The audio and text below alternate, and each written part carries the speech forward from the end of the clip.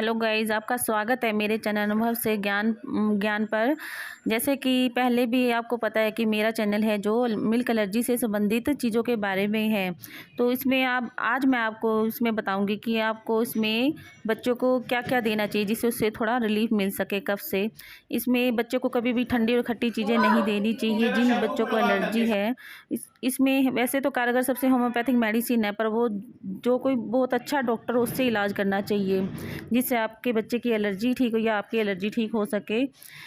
तो डॉक्टर जिस चीज़ से हमें एलर्जी उसके लिए परहेज़ करने के लिए कहते हैं तभी उस मेडिसिन का हमको फ़ायदा मिल सकता है। जिनका बच्चा 1 साल से छोटा है, अगर उसको कफ़ की एलर्जी है तो वो चाहे किसी भी चीज़ से आप उसमें उसको थोड़ा मतलब आयुर्वेदिक चीज़ों को यूज़ करके थोड़ा रिलीफ़ दे सकते हो। जैसे शहद में मोटी इलायची को पीसकर उसको कपड़े से छान लीजिए, जैसे दुपट्टा वगैरह, उससे उसमें जो पाउडर निकलता है उसे आप 1 साल से छोटे बच्चे को दे सकते हैं। थोड़ा सा शहद में 1 चुटकी मिलाकर, उससे बहुत रिलीफ मिलेगा। एक बार करके देखिए, मेरा कहना मानकर आप ज़रा।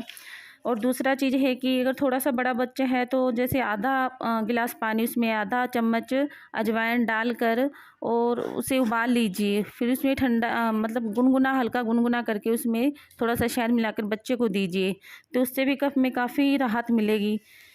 ये कुछ आयुर्वेदिक उपाय हैं जिससे आप अपने बच्चे को कफ में बहुत ज़्यादा रिलीफ दे सकते हैं। या फिर सरसों के तेल में थोड़ी सी लहसुन की कलियां उसको जलाकर गरम करके तेल को, उसमें भी आप उसको गुनगुना करके उसके मालिश करके कमर और छाती पर बच्चे को काफ़ी राहत मिलती है उससे।